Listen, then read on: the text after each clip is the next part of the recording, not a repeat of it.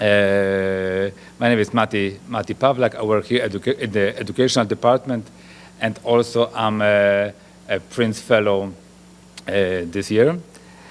And I'm also a PhD candidate at the university, Jagiellonian University in Krakow, Poland. That's where I'm from. I'm not from the Soviet Union. I'm not from this part of. I'm one of the countries that used to be a satellite country of the Soviet Union. And when I was growing up, actually Soviet language was very present at the schools, and still Soviet soldiers were still present in Poland. So I do remember, I do have a general idea how life under the communist regime looks like. In the past, I used to be also a head of school and the country representative of the Ronald Lauder Foundation in Poland, and also I was a campus rabbi at Yale University in New Haven. They say in Poland, I was the first person who actually left Poland with idea of studying at rabbinical school, and actually who came back to Poland to work for the Jewish community. So I spent there over 10 years working for the community. So Jewish life in Poland after the war was much different than in Soviet Union. First of all, it was much smaller. 90% of Polish Jews perished during the war, and many survivors didn't want to stay right in the years right after the war. And then waves of the anti-Semitism in the 50s and in the 60s actually forced most of the Polish Jews to emigrate to Israel and United States and 68 probably more, also like Sweden and Denmark. So it was much smaller. The Jewish community before the war had over 3 million Jews. During the war, the statistics say the number went up even to more than 5 million, which 50% of the Jews in the Soviet Union survived the war. However, it was very hard. It was very, very difficult to have a Jewish life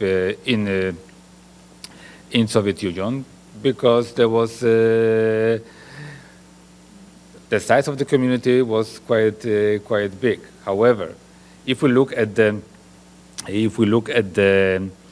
emigration from Soviet Union, it was not possible. It was not allowed. And the same year, in the 1968, when the last Jews of Poland were leaving the country, after the establishment of State of Israel, very few people were allowed to legally leave the country. I think there was a record of 2 or 3 people, elderly people, who actually left the country, left the Soviet Union for Israel right after, in 2 years after the Soviet Union, after State of Israel was established. And then in the next 10 years, around 1,100 people were allowed to leave.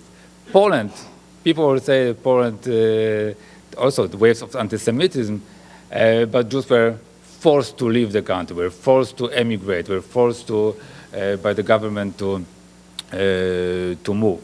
Of course, it was the fact that Jews were allowed to move. It doesn't make the situation much better, because we have to remember that after the war, many Jews still experienced violence and anti-Semitism and pogroms, and in the first 3 years, around 1,000 Jews were killed in pogroms, and when they're coming back to claim their properties or houses.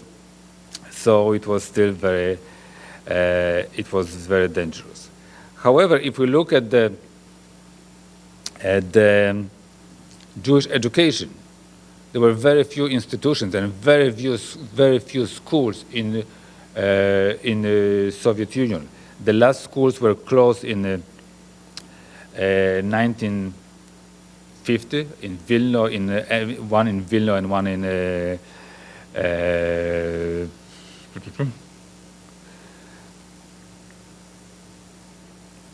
sorry. Well, in Poland there was over 20 Jewish schools, high schools and teachers seminary, and over 36 headers for little children.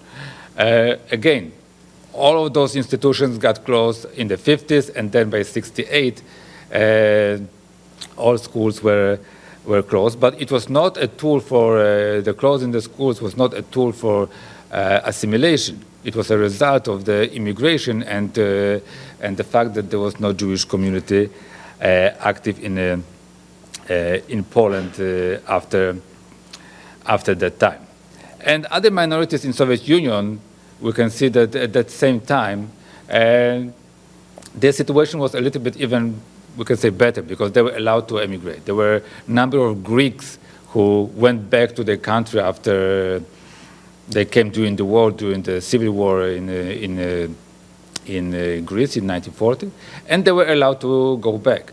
Many Germans were repatriated back to Germany, and there was also not a big number, but a number of people from Spain who came before the war. They were also allowed to go back to Spain, and number of people who were Polish citizens before the war, before September 17, 1939, before the aggression of the Soviet Union on Poland. Too far? Okay, so sorry about it. Is it better now? Ah. So why didn't you say anything? So let me start over. No.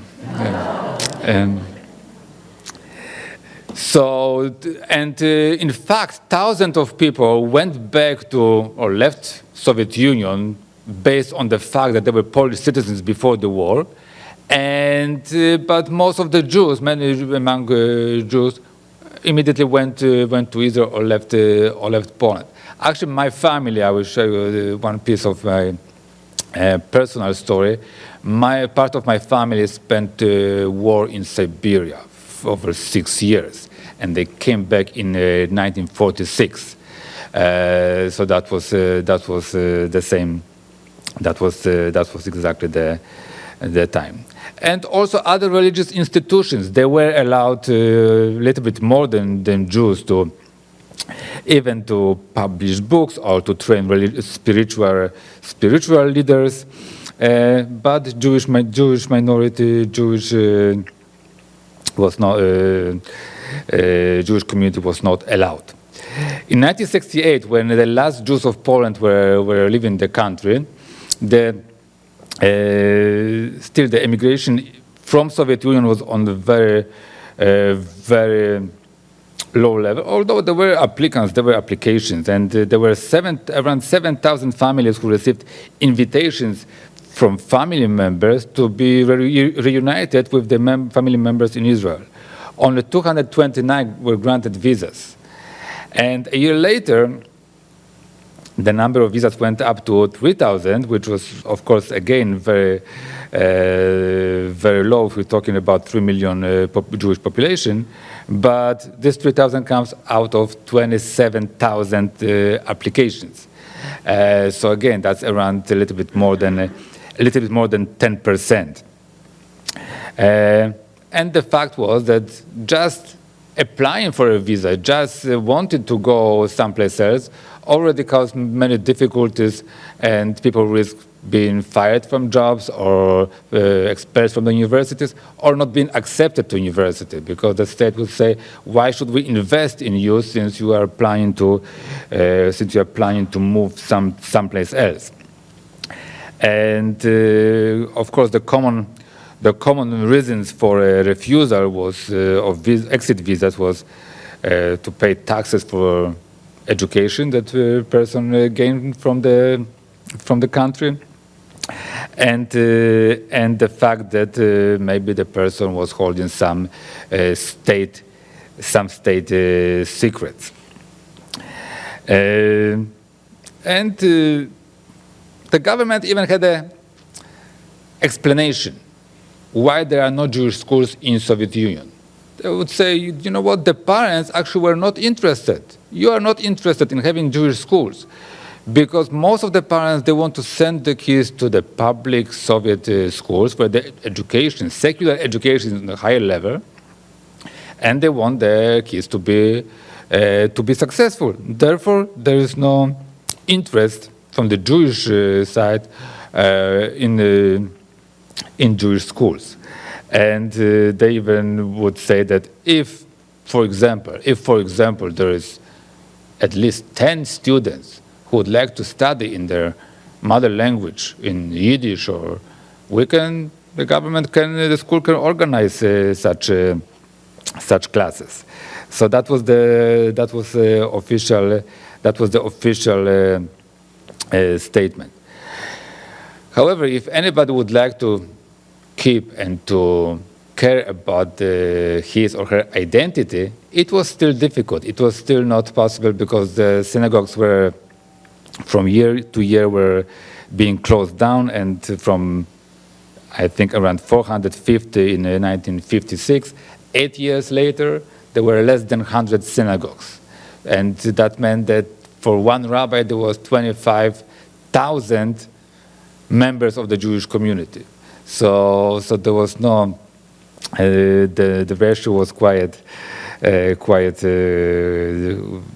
difficult and high. And even owning materials, educational materials, could be interpreted as something like working against Soviet government, against Soviet Union, and could be taken as anti-Soviet propaganda. And there was a case in 1955 when around 90 people were arrested for just owning Israeli newspapers, and 6 of them were sentenced to prison from, I think, 3 up to even 10 years. So anything that could be that people would say could be taken as something anti-Soviet. And actually, my grandfather was reached by the hand of Stalin from his grave after his death, when in 1953 my grandfather made in Poland. That was in Poland, not in Soviet Union. But he made a comment that it's a big loss that he passed away. And then he added, so late. And just for this comment, he was sentenced to 2 years of the hard labor in mines. So in 1964, actually, Moshe Dekter was the first person who organized a conference, and he wanted to speak about the situation of Soviet Jews and assimilation, and so he made a conference on status of Soviet Jews. But Mr. Yaakov Birnbaum, the founder of the student struggle for Soviet Jewry, he wanted to make it more public, more to public, to involve other people, and not to be quiet, and to move strongly forward, take active step on working on behalf of the Soviet Jewry. And in April 1964, the first meeting of the student struggle for Soviet Jewry took place at the Columbia University with 200 students. And some decisions were made over there to move forward and to be loud and to be active. And one of the decisions made at that meeting was to organize a demonstration on the May 1st, on the Labor Day. In Soviet Union, in Europe, that's a Labor Day, to protest against the treatment of Soviet Jewry. And the event was very successful. Over 1,000 people appeared to the meeting, and the next meeting were even bigger and bigger. 5 months later, similar demonstrations brought over 3,000 people. And that was the beginning of 27 years of constant action, taking new initiatives and new projects to keep in touch with the Soviet Jews, with Soviet communities in the Soviet Union, and fight against assimilation, and to press for immigration and for releasing of Jewish prisoners. So Mr. Yaakov Birman wanted to get involved all the Jewish communities, or as many as Jewish communities across the United States, and to make sure that the issue is in the press, and the American officials also taking that seriously and will press officials in Moscow. So over this almost 3 decades, students struggle for Soviet Jewry provided books and educational materials for Soviet Jews, and organized bat and bar mitzvah twinning, because that was also not allowed, and would organize many rallies, demonstrations, and petitions to United States presidents to take action and to help on issue of immigration. So something that important I learned from reading about the movements of student Soviet Jewry movement is that many times different Jewish organizations were involved in many projects, and they worked together. The goal was to help and to assist and to work on behalf of the Soviet Jews. So sometimes it was 10 organizations. Sometimes I've seen 20, and sometimes even more than 40. And I think that's an important lesson for us: the unity in action. Then we all do care about the Jewish community, regardless where they are located, and we work together. And that one person can achieve a lot and motivate and inspire so many others. And one person can really serve the entire nation. And we are actually just before Purim, which is also about one person fighting for many Jews, for the entire group of Jews. Thank you very much. Now I would like to invite us to see our special guest who connects with us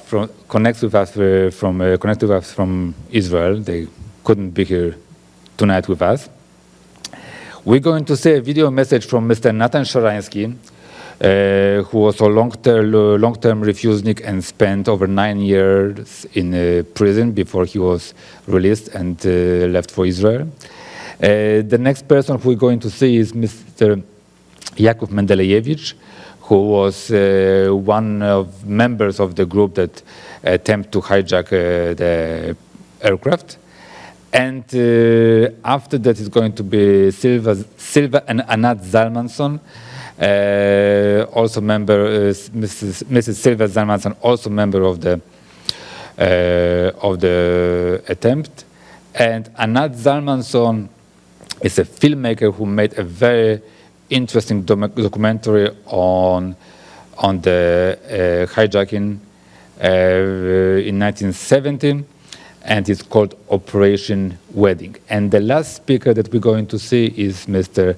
Yossi Hilari from Israel, author and journalist and activist many years ago in the student struggle for Soviet Jewry.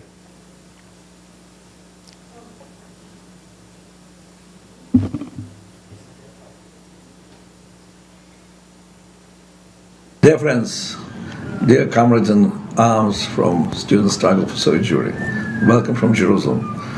You know, once when I was under interrogations in KGB, the head of the team of 17 interrogators, Colonel Volodin, told me, "Who you think will help you? Look at these people. It's only a bunch of students and housewives. And we are KGB." I think if he will be remembered in history, it's for this great definition which he gave to our movement. Students and housewives. When I was released, I met hundreds of times with those whom I thanked and saying, it's the army of students and housewives which defeated the army of KGB, which brought down the Soviet Union. We could never succeed, we could never survive even one day if we were not supported by the real Jewry. Dear friends, even knowing nothing in prison, we were absolutely sure that you are with us, that you are fighting for us. I remember the day when Yosef Mendelevich, who was in the cell near me, knocked me and said, and sent by Morse, that in accordance with his calculations, today is Memorial Day and tomorrow is the day of independence. At the Memorial Day, at the time when we thought it is a Memorial Day, at the time when we thought there is the minute of silence and the siren in Israel, we were standing minute of silence with all the people of Israel. And when Independence Day is replacing the day of remembrance in Israel, we spoke, we had a tekes, we had a ceremony through the toilet. That was the way to communicate. He pumps out the water from his toilet, I from mine. You put heads deep inside and you talk. And we spoke in our speeches on our Hebrew. It was important for us to speak in Hebrew. We spoke about how we feel that all the people of Israel, all the Jews of the world are with us, and how the day will come and we will celebrate this day in Israel with our families. And this day came. And today we enjoy our life in Jerusalem together with our children and grandchildren. And more than 1 million Jews are free and enjoy their life in Israel. And all this started from the simple fact that we rediscovered our identity. And the bunch of American students started struggling on our behalf. Thank you. We had that time, in the end of the 60s, a powerful underground movement, and I was part of this movement, an editor of Underground Letter, so it was not my personal decision. Maybe thousands of Jews would like to leave Soviet Russia, to be able to have a Jewish life, specifically in Israel and elsewhere. So this is how our hijacking effort had to do not with a personal goal, but a general goal, to open the gates for freedom for all our goal was educate our people, and we were well aware that not simply going outside will save our nation. It has to go with education, and it is my message to nowadays generation. It's important to go to Israel, but you have, in Israel we have this kind of problem as well. Not enough Jewish education, and we have to be sure that the future of our nation will be the same that our ancestors and grandfathers dreamt of, that it should be a Jewish state, not a general state. It is why it comes together, and it is in Torah, Shlach et ami v'yavduni. Let my people go, would say Moshe Rabbeinu, and they will serve me, yavduni. To be a Jew is the biggest merit, and I enjoy being a Jew, and I can't think about anything else. In a Soviet prison or outside the prison, it's the same. Thanks to anti-Semitism in Soviet Russia, some of us wouldn't assimilate. Certainly, if it is violence, it's unacceptable. But simply to know that we are not wanted in Russia or in America, that's okay, The only conclusion is to go our homeland and then to try to become Jew. My message is and it is to everybody, look and understand yourself. You will certainly understand that you are Jewish and you are special and you have your own way of life. The moment you discover it, you will enjoy it, and your life will become much more richer and interesting. I was a good soldier. I had no family. I had my task. And my love was my Am Yisrael, and never thought, certainly I felt bad that my father maybe is thinking, about me and whatever, but it happened the opposite. My father used to be a communist in underground in Latvia, and then he stopped it. The moment I was arrested, he became a Jewish activist. And he himself was persecuted, and I believe that I granted him a beautiful path of life. Again, as in his youth, dreams, aspiration, fight, it was excellent. It's not a question what I would do if I know what will happen to me. I think that yes, because we were determined, and nothing could not stop us.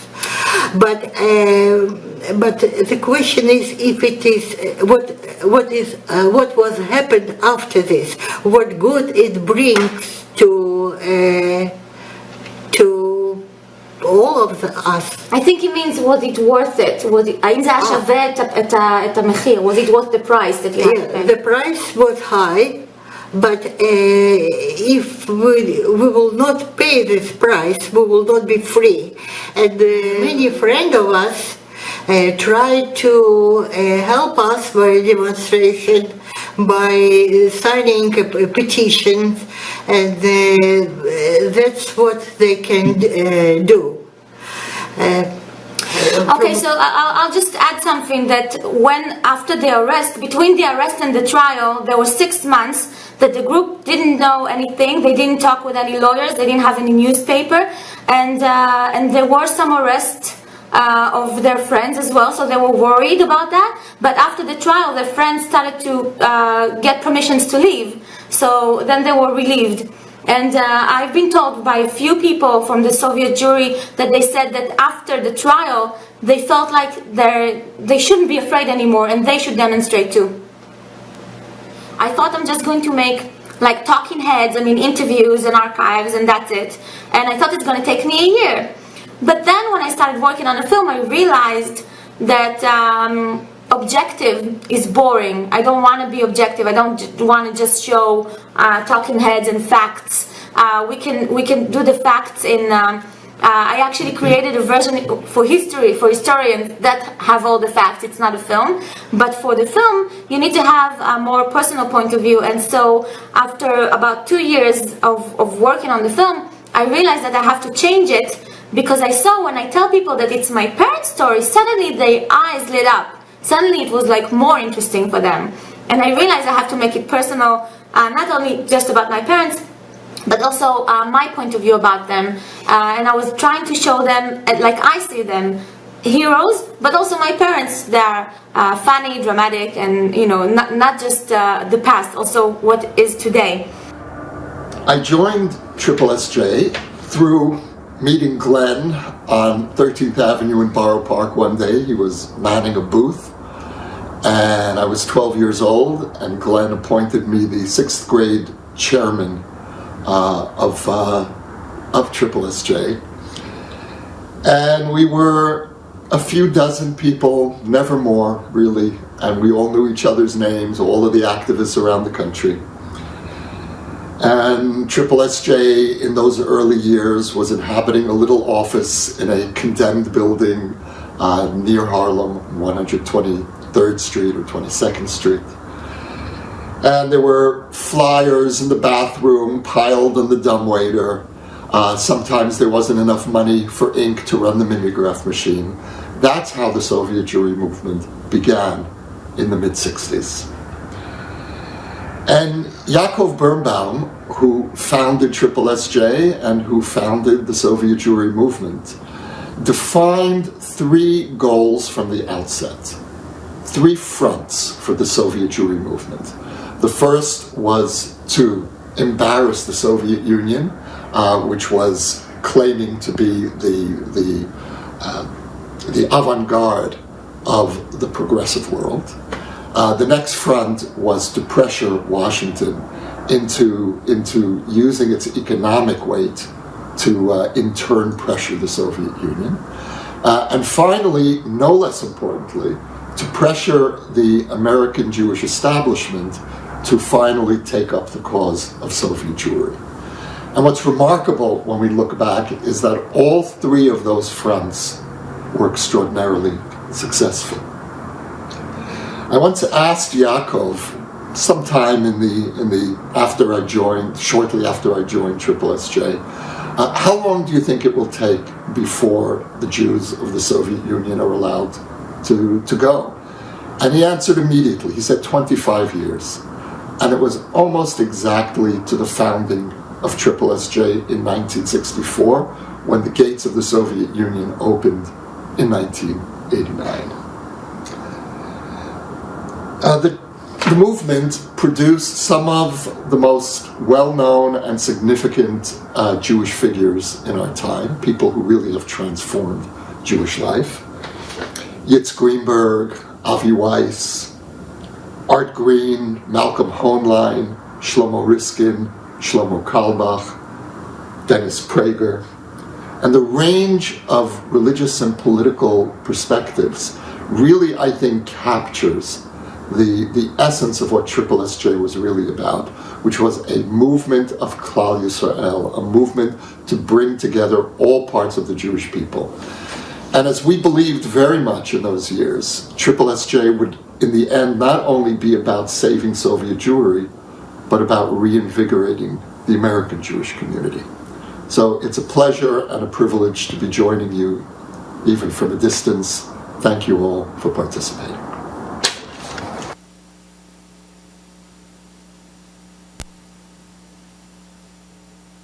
Ladies and gentlemen, I would like now to invite Rabbi Weiss, please.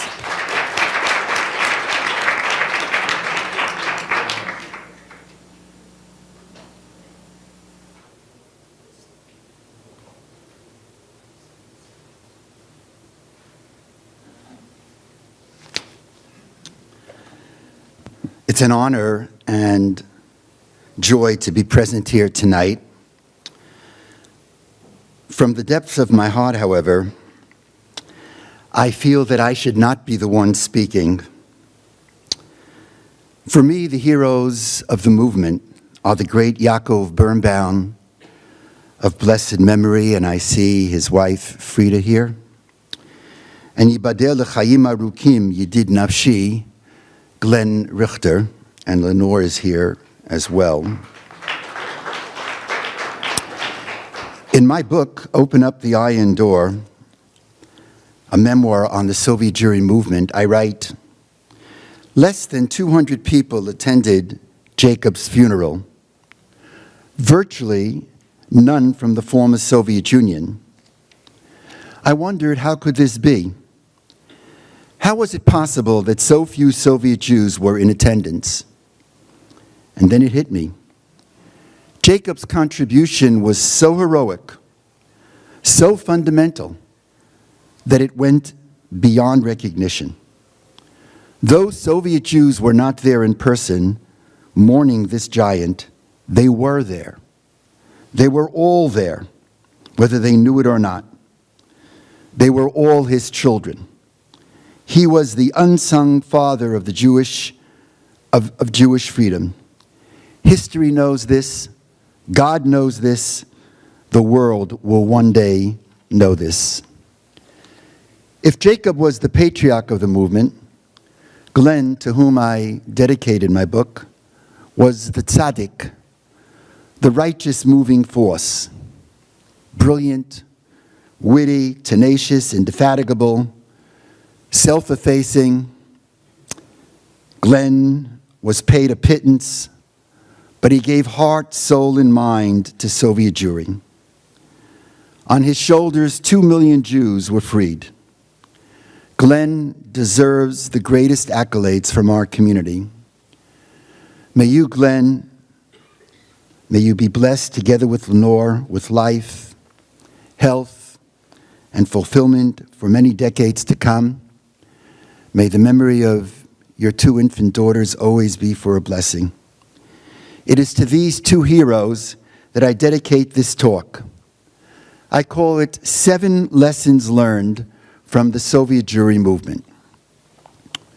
The first lesson, the power of the outsider.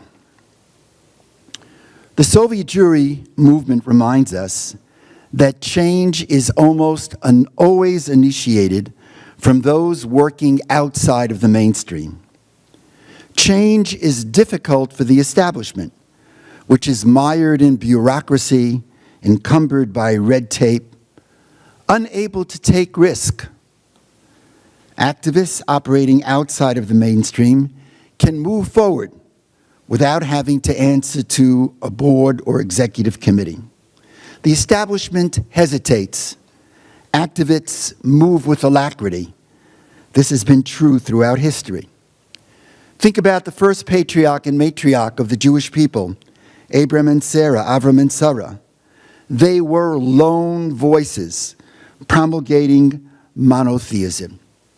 Abraham is called Avraham HaIvri, Abraham the Hebrew, say the rabbis, because the whole world was on one side of the river, and Abraham and Sarah stood alone on the other side. Moshe and Aaron, Moses and Aaron, arrive at the palace of Pharaoh to demand freedom all by themselves.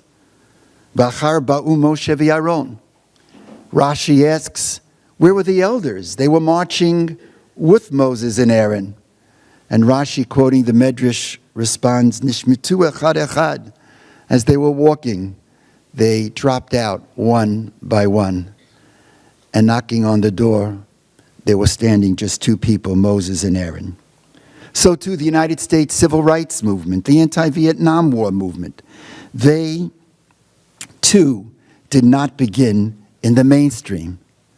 Similarly, the struggle to free Soviet Ethiopian Jewry was for years the lonely cause of the heroic Grenenberger of blessed memory and a small number of activists. Soviet Jewry falls into the same pattern. It was pioneered by visionaries who by and large stood alone. The establishment, by its very nature, is concerned, sometimes overly concerned, with pragmatic results. For the activists working from the outside, principle is far more important. My experience has been, as an activist, that the best results come from sticking to principle. How I remember the battle in the early days of the Soviet Jewry movement when the SSSJ started protesting. Many in the establishment pushed back. They disagreed. It's not pragmatic, they said. Protests will make matters worse as the Soviets will become incensed and they'll be more repressive. But Glenn and Yaakov prevailed. They stood up for principle, and history records that they were right. The second lesson, the role of the establishment. While those who introduce new ideas often begin alone, they cannot remain alone. They must navigate the inevitable choppy waters of a reluctant establishment and bring them in. To be sure, Soviet Jewry would not be free today unless the whole of Am Yisrael became involved. Consider this wonderful video called Leadership Lessons from Dancing Guy. You could YouTube it. Leadership Lessons from Dancing Guy. The video shows a young man dancing alone on a park hillside. And his goal is to get other people who are sitting around and sunning to dance with him. After 15 seconds, a second dancer joins in. And 15 seconds could be an eternity. The narrator on the video points out that only now does the first dancer become a leader. When he was dancing alone, he wasn't a leader. When the second one joined in, he became a leader. After another long 15 seconds, a third person joins in. But as the narrator points out, that third person didn't join because of the first. The first, he considered to be a Meshuggah. I'm not going to follow the first person. He joined because of the second. There's a power in being the second. There's a power in being the follower.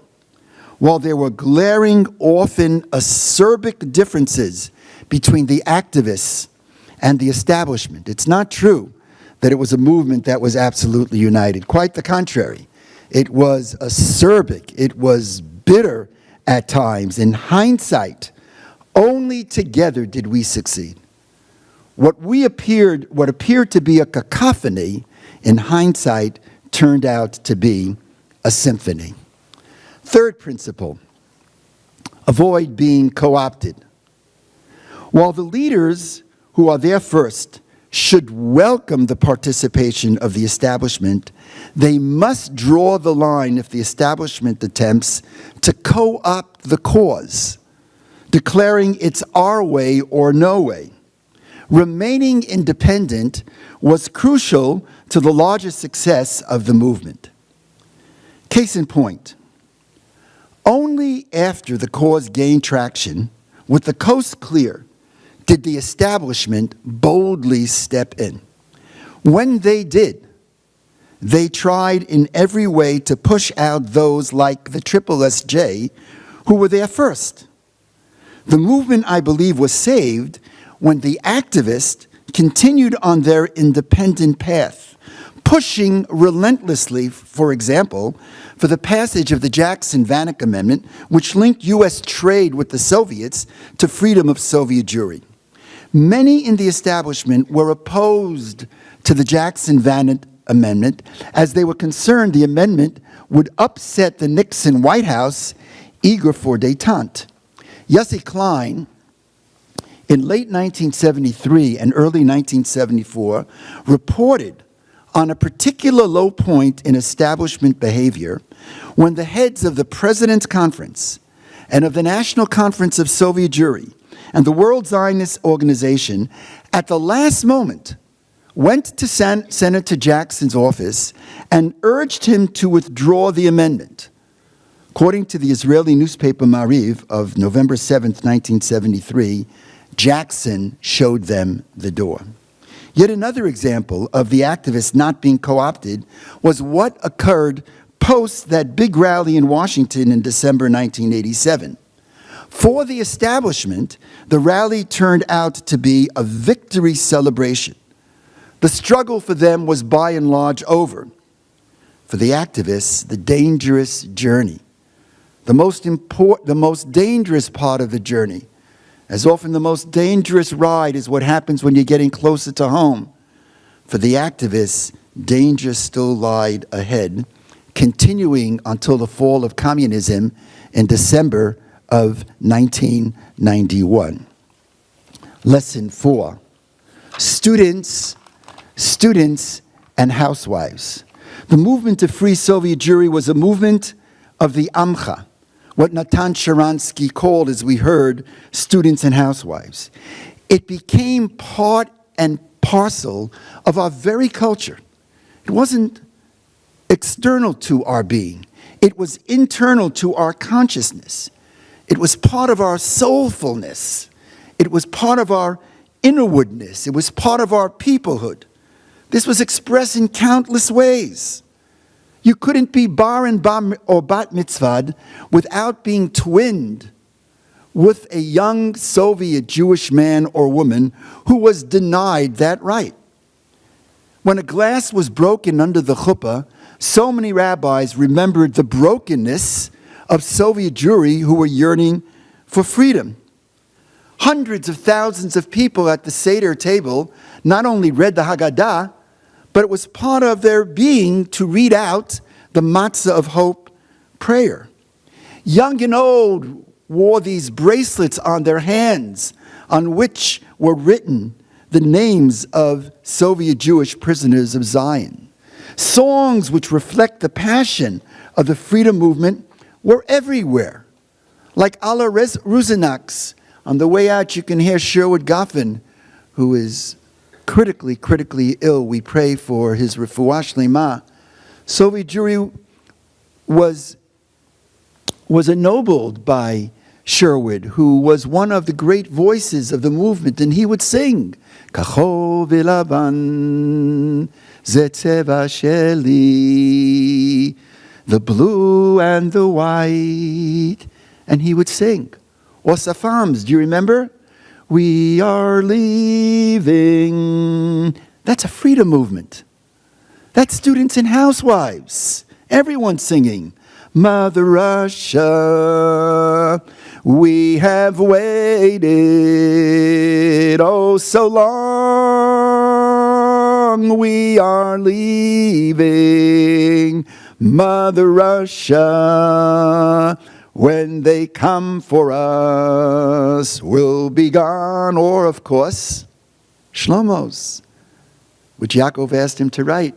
O Davinu Chai, O Davinu Chai, O Davinu, O Davinu, O Davinu Chai. Jews who were alienated from religious practice began to call out using biblical phraseology. The scream, let my people go now, let my people go now. That's from the Bible. Shalach et ami, Moses and Aaron screamed out, let my people go, and we would respond now. I call this book Open Up the Iron Door. If you look deeply behind it, it actually says 1, 2, 3, 4, open up the iron door. 5, 6, 7, 8, let our people emigrate. It was students and housewives. An anecdote, a beautiful anecdote, speaks volumes. Natan Sharansky's first public speech was at the Bayit, at our synagogue in Riverdale, and there was a big battle where that first speech would be. In the end, Avital made the decision. And there were thousands of people in the sanctuary that seats only about 600, 700 when it's really packed, and downstairs and outside. This is going back to May of 1986. And cameras are everywhere. And we're waiting for Natan. And a little boy, Joseph, he begins tugging at my jacket. And he says, Rabbi Avi, where's free? Where's free? I couldn't understand what he was talking about. And my mind was on other things. I was waiting for Natan. And he's tugging at me and he's saying, where's free? Over and over. Over and over. And suddenly I got it. I lifted him up and I held him and hugged him. And I realized that this young 3-year-old, as I say it, I have the shivers, had been at so many rallies screaming, free Sharansky. He thought Sharansky's his first name was Free. Students and housewives, where's Free? That child and many like him were critical to the struggle. The Soviets couldn't overcome the soulful purity of children like Joseph. Fifth principle, senior and junior partners. It must be remembered that while American Jews played an indispensable role in the movement, we were junior partners. The true heroes were the Soviet Jews themselves. While American Jewry went into the streets to express solidarity with Soviet Jewry, Soviet Jews were risking life and limb for their freedom. To paraphrase Achad Ha'am, more than American Jews did for Soviet Jews did for American Jews. One of the great examples of such heroism is an exchange I had with Yosef Mendelevich, who was the heart and soul of the attempt to fly a small Soviet airplane out of Russia in June of 1970, an action that galvanized the Soviet Jewry movement. Yosef Mendelevich deserves the acknowledgement that he was the person in the beginning. He was the heart and soul of that action. He was the one responsible for the galvanizing of the larger diaspora community. And I once turned to Yosef. It wasn't a hijacking in a strict sense of the word. It was a small 12-seat plane, and they bought every seat on the plane. And one of the 12 was Mark Dimshitz, who was a Soviet pilot. And their idea was to find a way to make sure that the Soviet pilots would not be in their seats and dipshits would jump in and would fly the plane to victory. And I once said to Yosef, a dear friend, I said, Yosef, let's assume for a moment you would have gotten the plane up in the air. The Soviets would have asked no question. They would have shot you out of the sky. And Yosef looked at me and he said, we were ready to die for the cause. That's what he said. We were ready to die for the cause. And it reminded me of what Dr. Martin Luther King once said. He once said, if there's nothing in your life that you're ready to die for, you're not living. We believe in choosing life, but that's an interesting comment. If there's nothing in your life that you're ready to die for, nothing, then you're not living. Sixth principle, paying homage. Young Jews today do not know the story of Soviet Jewry. They have no idea that there are countless heroes living in their midst.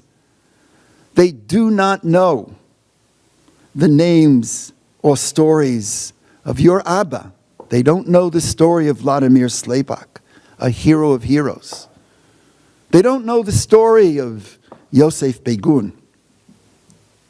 And today, believe it or not, many do not even know the story of Natan Sharansky, the Jewish Mandela. Nor do they know the names of their junior partners, the activists in the West, like Yaakov and Glenn, who forced the Soviets' hand. From my perspective, every student in a Jewish high school, it should be compulsory, should spend a semester studying the Soviet Jewry movement, which was one of the great post-Holocaust achievements of American Jewry. The study of the movement should be honest and forthcoming, including what the American government and what American government leaders did and not do for Soviet Jewry. For example, Henry Kissinger, who has been honored by Jewish organizations many times, Kissinger, who has often been acclaimed a friend of the Soviet Jewry movement, there's another side to the story that has to be honestly analyzed. We have to analyze the past to understand the present for the future. In my book, I quote the tape of an Oval Office conversation of March 1st, 1973, reported in the Times in December of 2010, between Kissinger and Richard Nixon, the president then of the United States, where Kissinger, the Secretary of State, says the following, quote, the immigration of Jews from the Soviet Union is not an objective of American foreign policy. And if they put Jews in gas chambers in the Soviet Union, it is not an American concern, maybe a humanitarian concern. The honest truth must be put out there so that we today, young people today, understand that we have a responsibility when the American government does not do that which is right to speak truth to power. That when a member of the House of Representatives can use anti-Semitic tropes, we have a responsibility to push the International Affairs Committee to say, no way that you can remain on this committee.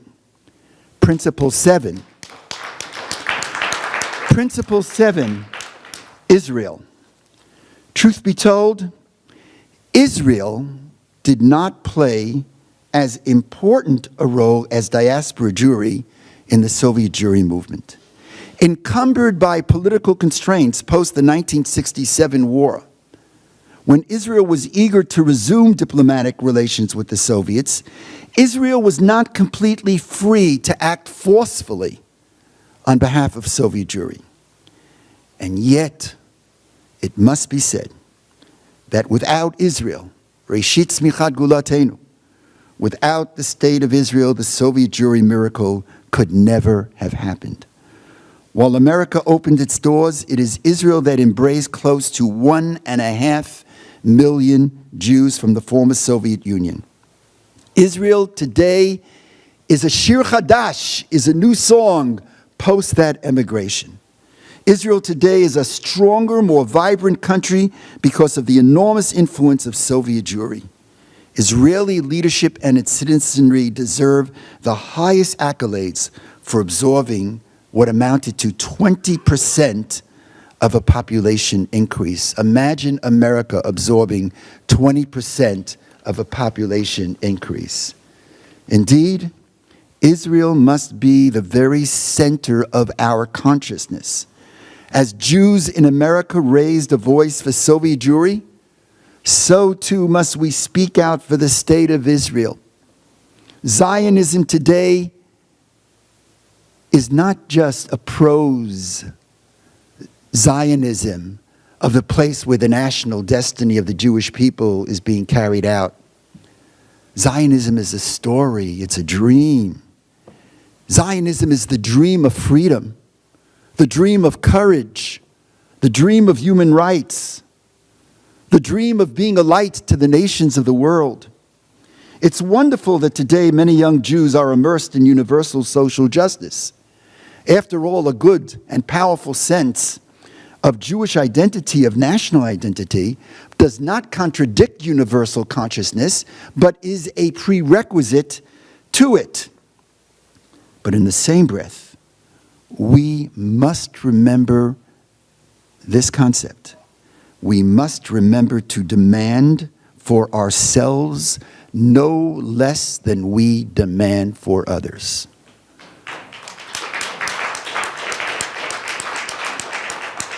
To this day, thinking back to the Soviet Jewry movement, I can't understand why many who opposed using sanctions against the Soviets for the freedom of Soviet Jewry were more than happy to support sanctions against, I believe appropriate sanctions, against South Africa for the horror of apartheid, to stop the horror of apartheid. Why? We have to demand minimally for ourselves no less than we demand for others. And truth be told, speaking out for others carries relatively little risk and moreover brings the acclaim and approval of the larger community. But speaking out with equal intensity on behalf of our own interests touches upon our insecurities and heightened sensitivities to what others may think of us. Insecurities and sensitivities that we as diaspora Jews have acquired and absorbed over the years. With the help of God, the Soviet Jewry movement had a good ending. The meeting of Jews from the East with Jews from Israel and from the West. And I conclude this memoir with the following. I write, that rendezvous, the freedom of Soviet Jewry, and the coming together of Soviet Jews with the Jews in the West, with Jews in Europe, in Australia, from all over the world, South America and America. That rendezvous echoed the biblical moment when Joseph and his brothers met after 22 years of separation. And when they finally see each other, Joseph looks at his brothers and he says, Ani Yosef, I am Joseph. Ha'od Avi Chai. Is Father still alive? Is God still alive? Is my family still alive? And that's one of the questions in the Bible that has no answers. There's a whole series of questions in the Bible which the Bible doesn't answer. One of those questions was Joseph's question to his brethren. Is Father still alive? And the Bible says, V'lo yachlu lanototo. And they couldn't answer him. They couldn't answer him. And the answer, I believe, came thousands of years later. It came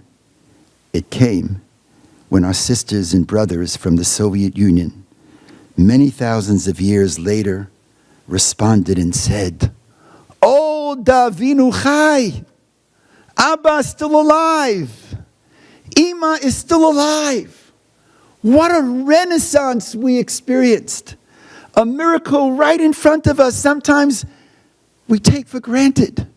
We should never take it for granted. That song, Am Yisrael Chai, O Davinu Chai, those words never appear in Tanakh. Never that formulation. In Tanakh is only the question.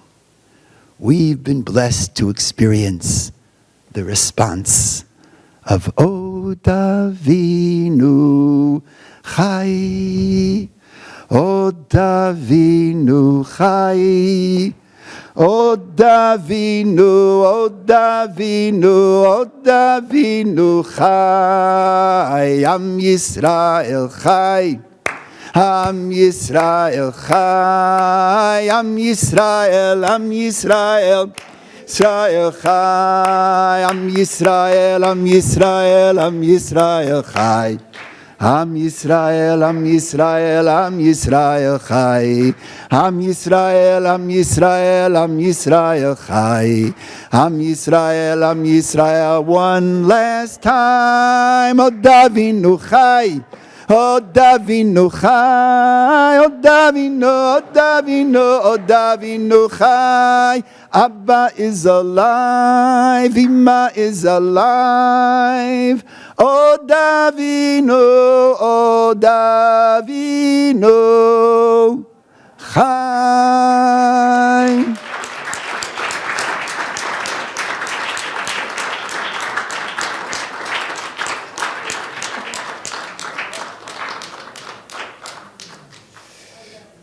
Thank you very much. Now I would like to invite Mr. Leo Slepak.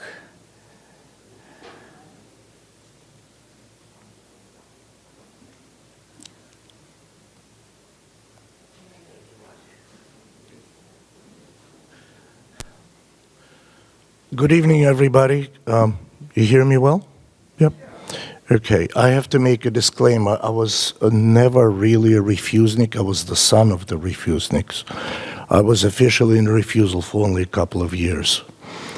But 10 years that I was there living that life, I think it kind of gives it a twist of being a child in the Refusenik life. It all started when I was 10, and it was over when I finally got a chance to leave. I was 20. So that was definitely the most intensive 10 years of my life. That was the decade where sort of 3-to-1 ratio, Einstein comes to mind. Officially, it all began in 1969. That's when my parents filed for their exit visa. They were just normal, regular Soviet citizens. My father was the head of a lab of 170 or 180 scientists, leading electronics research engineer.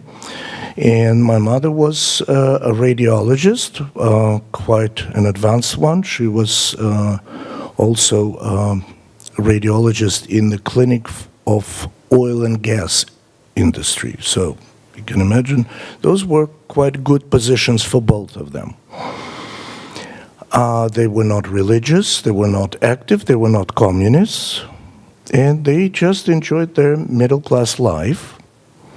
Enjoyed to a certain degree, but they lived their life.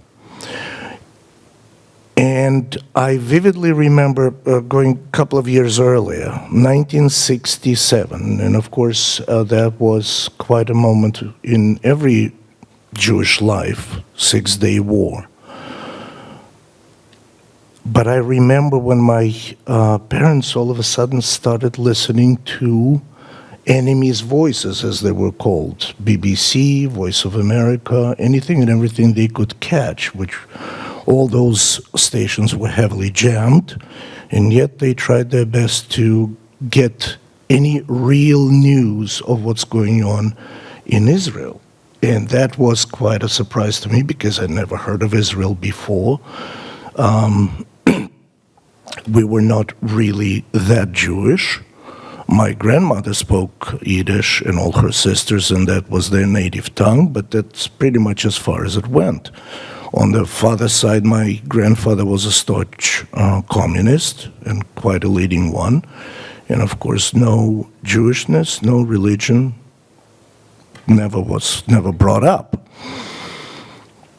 And all of a sudden, this Israel, the only encounter I had with my Jewishness was like most of the kids encountered that in Russia, in Soviet Union, and in many other places in the world when I was 5 years old and I came home crying because the kids in the street called me a kike.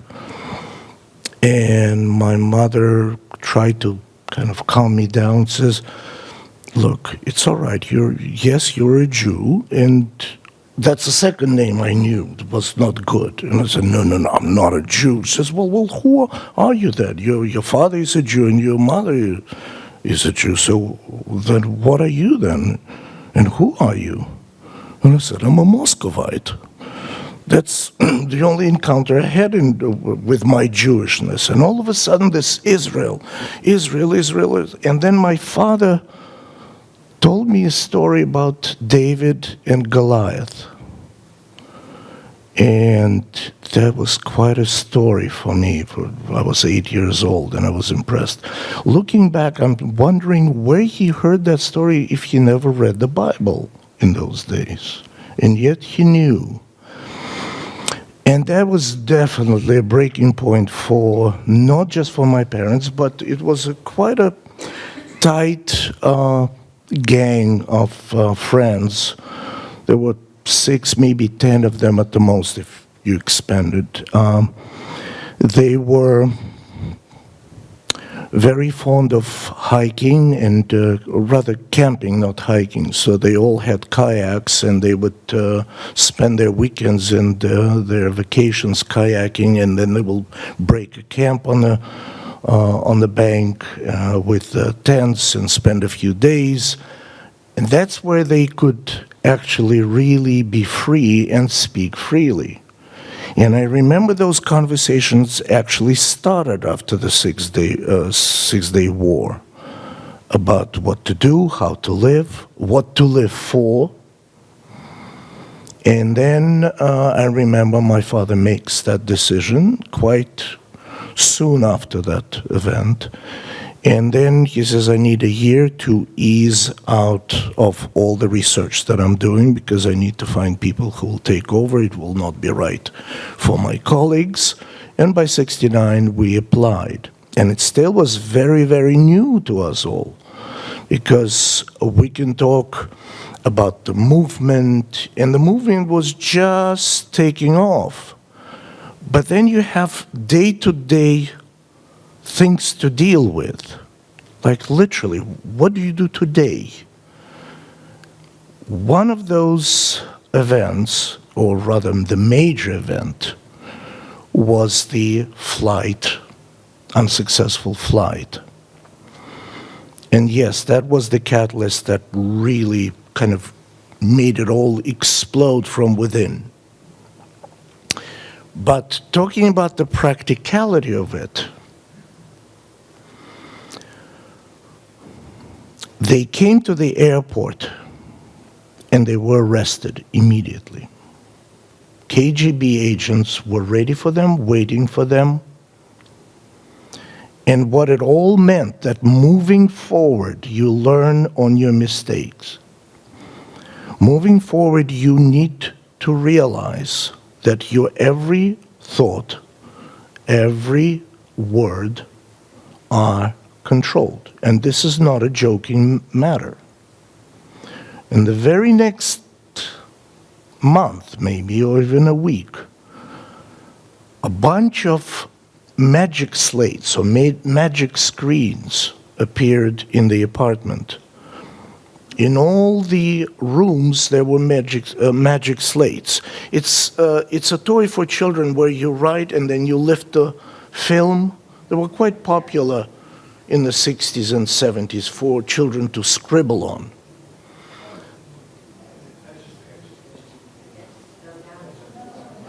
That was different. That was with 2 handles.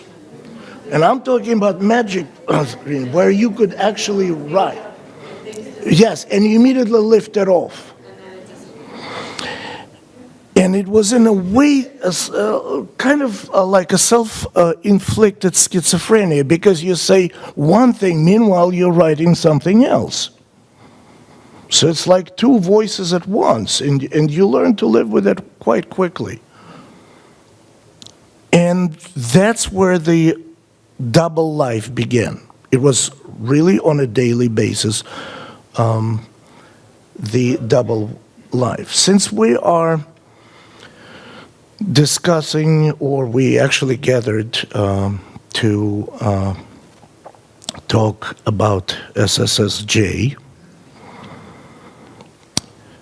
even in those days, there were conversations about what happens if, we make that move, if we make that decision, we will end up like the heroes of this failed flight will end up in jail. Nobody will say a word. And they had a good reason to doubt, because think of it this way: if we kind of bring it to our life, and we're in the teens of the 20th century, think about the 1900s, only 20 years ago, right?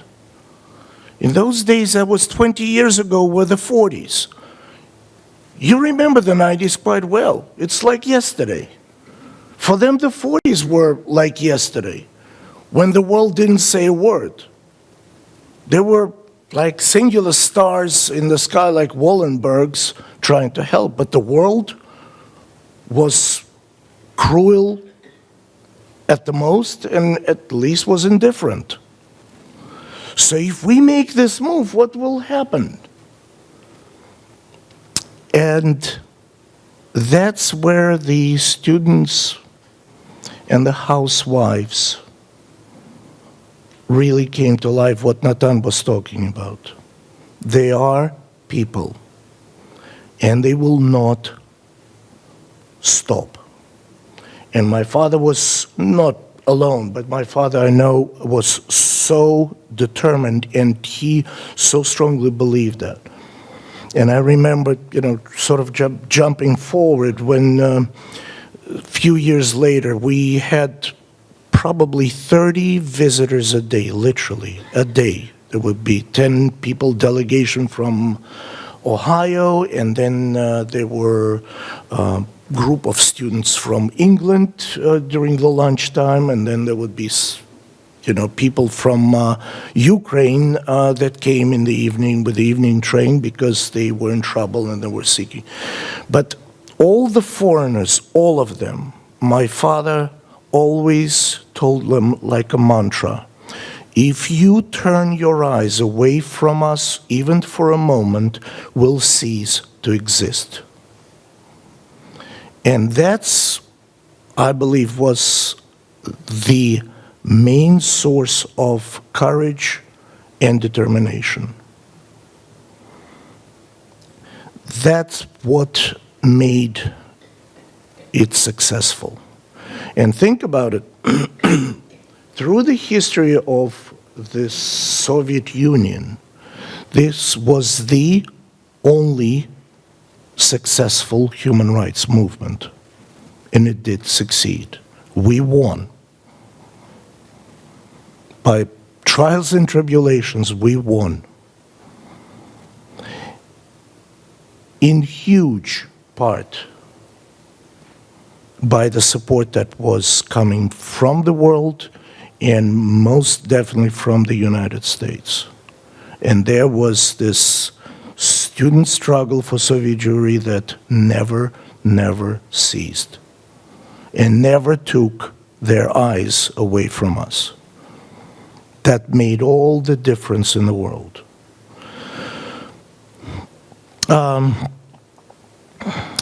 To tell you a little more about the life in Refusal, like many other families, no work, no research, pretty much just being busy, going from one office to another, writing letters of protest and the letters of support. and trying to help anybody and everybody who turned to you. That was always what I saw at home. Going back to 1970, I remember the first search. Again, only 2-3 years ago, even 2 years ago, we were normal Soviet family. It was something very, very new. And all of a sudden, at the door, there are 8 men, and the search went on for, I believe, 14 or 16 hours. We had only 2 rooms. It was not a mansion.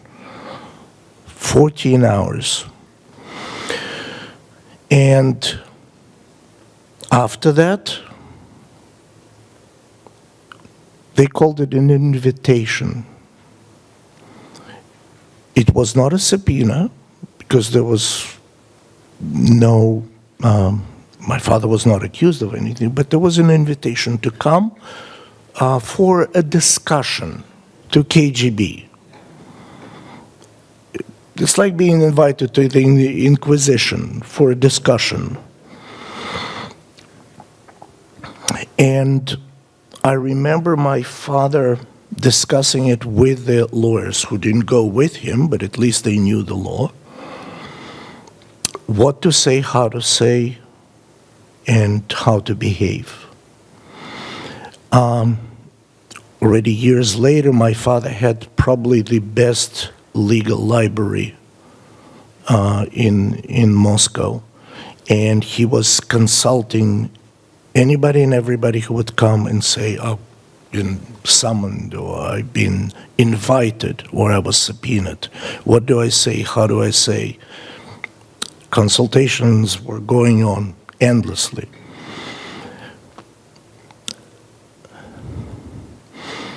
With the support that was building up year by year, month by month outside, inside, those things were not possible.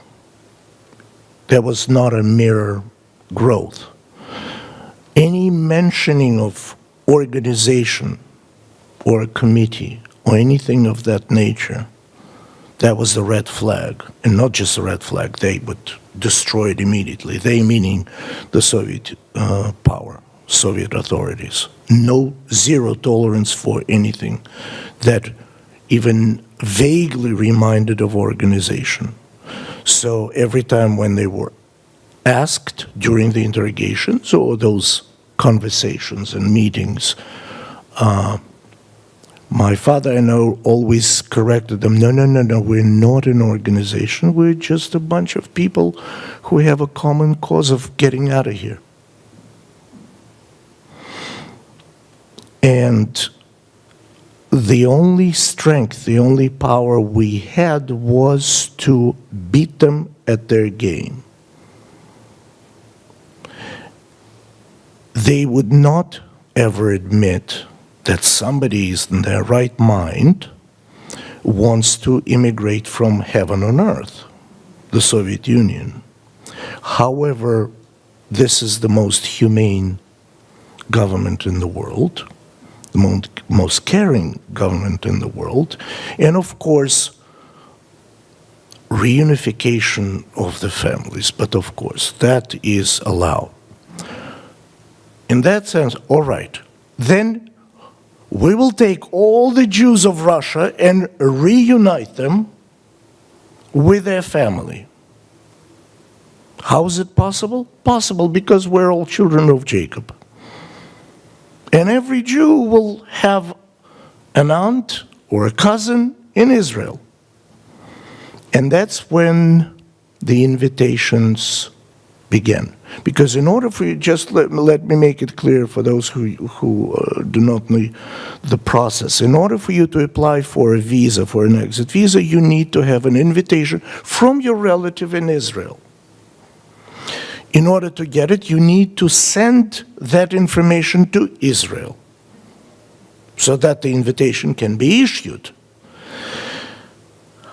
Thousands and thousands of families started sending this information, this data. Now, how do you get this data out? The foreigners, regardless that they're foreigners, they're guests of the country, were searched on the way out. If the agents knew that they came to visit and something went on, there were some discussions, they would be searched. And all the papers, of course, will be confiscated. So that we needed to derive a plan of how to get them out. And I remember on, it's like, I don't know the name for it, it's like a rolling paper, cigarette paper that is the thinnest paper. And the writing, the letters were so minuscule, I cannot imagine how you write it so small. So that on a sheet of paper you could get literally hundreds and hundreds of names. And you needed the names and the date of birth, so all their information. And for the whole family, so if they're children and grandchildren, family of 10, family of 5, everybody had to be written in. And then my father was a very handy man, and I tried to help him, and I did. He would buy a Russian doll and drill a hole inside, removing the head first. Drill a hole, and those papers were rolled in a tiny little roll and inserted inside, and then the tourists will take it out as souvenirs. And later we advanced. We had them photographed, but not microfilm, just the regular photographs, so that the tourists could throw it among their other pictures or the cassettes that they were taking out. And since we didn't even have a tripod, my father would mount it on the back of the chair, and on the floor, it was easier for me because it was smaller, and I would be on the floor flipping the pages, and my father would be taking pictures. And then the other day you come home, and the door is smashed open, no locks, it's just wide open. You come from school, father is gone, and my mother is unconscious on the floor. She was knocked out by one of the KGB men. And those things did happen, but you learn to live through them because life still goes on. There is always tomorrow, and you never give up. Never, ever give up. And my father, during those conversations with the KGB, when they would say, "What are you trying to achieve? You know perfectly well you'll never leave, and you will rot here." And my father would always say, "That's your opinion, and that I dare to differ. I will leave." And he did leave after 18 years. They did leave. Also looking back at the political progression, it all started, for me at least, in '69, when there were just single individuals coming from St. Peter, or coming from Kiev, from Tbilisi. And then I could see it's getting bigger and bigger. You run over to a synagogue, there's a crowd of people in the street, outside. And politically also, I remembered it was gaining momentum. Before, my parents were kind of hesitant, what if we do this? Then there was no doubt. It really gained such a strong momentum and gave them such confidence. And they were really achieving something. The peak of it, I think, was, again, I'm not a historian, but from what I remember, it reached the peak in that sense in '75. And there was the Helsinki Accords signing. It was the Jackson-Vanik Amendment. We were flying high because we were winning on all the fronts. And Helsinki Group was formed. Then things kind of, you always win and you lose. It's nature of things. If I'm not mistaken, yes, by 1977, Natan was arrested, and that was a big blow. And we knew that he was going to be arrested. It was inevitable because the authorities they have a pattern. They begin about a month in advance to prepare the public opinion, so to speak, and then the articles started to appear about someone willing to sell the motherland for a fistful of dollars. They wouldn't say 40 shekels, no, because that was too biblical, but a fistful of dollars sounded much better. And that started to escalate, and Natan moved to our apartment, and he stayed with us. My father wanted him to be as close as possible. Again, I think it was more psychological because you cannot prevent the arrest, and that's exactly what happened, because one day they walked outside, and in those days already with Natan being there were like 2-3 cars outside full of agents, and another car outside on the other side of the building, and there were people on the floor and downstairs. And one of those days, my father and Natan walked out, and my father was just literally pushed aside. They picked up Natan, threw him in the car, and took off. And my father came back and he says, they took Tola. That's it. And that was early 77, I believe it was April, it was spring. Right after that, I was kicked out of college, and that also meant that I was facing the draft, because the only way to avoid the draft was being in college. And draft by itself was a delay. If you want to leave the country, all of a sudden you go to serve in the army for 2, 3, 4 years, depending on where they send you. But the worst part of it is, on top of it, they can later, after you come back, they may claim that you were serving a secret post, a secret base. So now you know the state secrets. It's another 5 years. And I was facing that, and then yes, by the fall the draft papers came. And I wrote an open letter to the Minister of Defense, and I claimed, I had 2 claims. One is I refused to serve in the army of the Soviet Union because of the reasons I just said. You send me for 2 to 4 years to serve, and then another 5 years on top of it. And I was already in a refusal for 8 years, so it's a never-ending story. But the second claim was that since I was 13, the family was granted Israeli citizenship.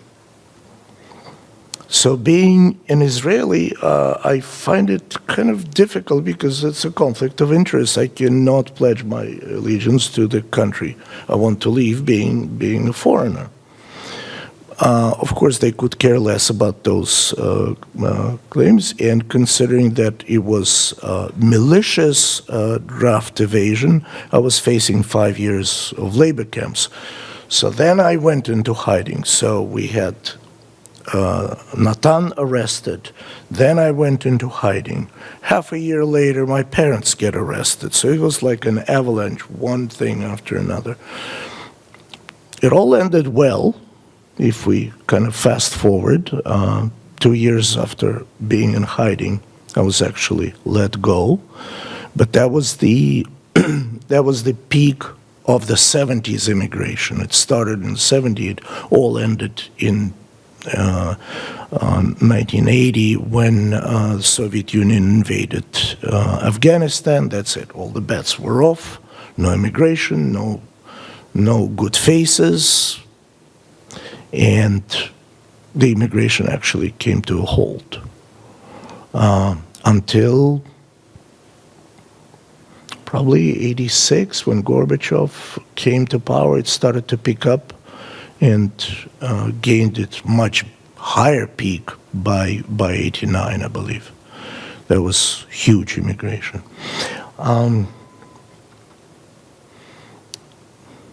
Also was always thinking about debates that were going on inside the movements. My father always said that you take 2 Jews, you get 3 opinions. That's given. Some were saying, no, we must help only the Jews. And my father would say to that, well, yes, of course, we're a Jewish movement, we're helping the Jews. Now, if somebody comes to me and says, get me the invitation, I'm Jewish, do I have to ask him to drop his pants? What do I do? I'll help him. Another argument was, why are we helping the Jews that do not go to Israel? If we're fighting for the reunification of the families, and now we're losing face because we're fighting for it, and big part of the Jews don't go to Israel. The argument was always, no, we're not getting the Jews to Israel, we're getting the Jews out of Russia, out of the Soviet Union. And who are we to tell them where to go? If we're freeing them, and that's the key word, they're free to choose where they want to go. So that argument never stood with him.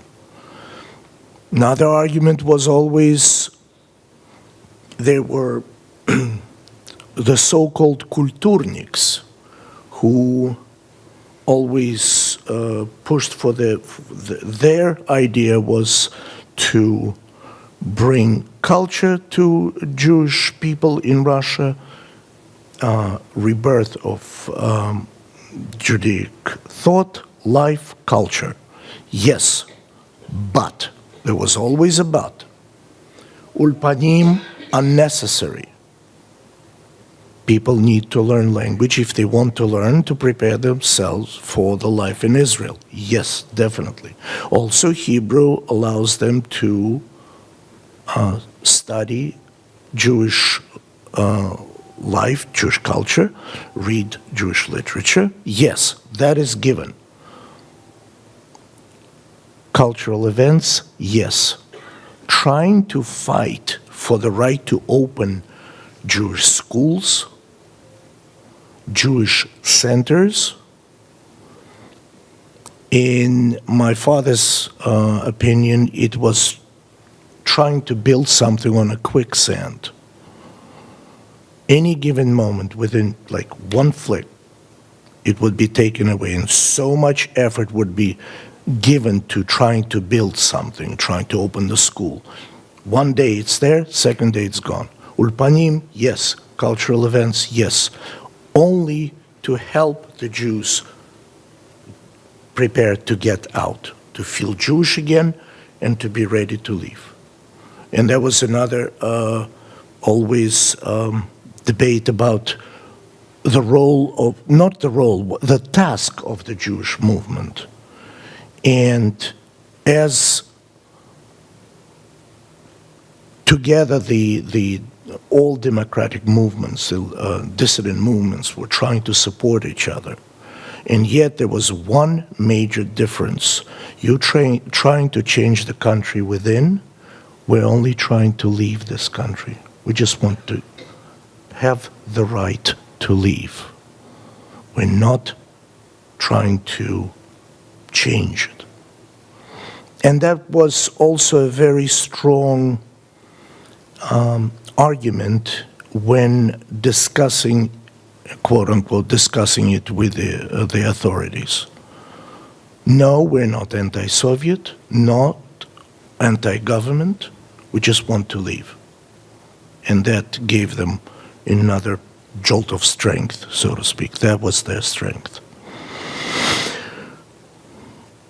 Maybe Q&As, but that's pretty much our life in the refusal. Thank you.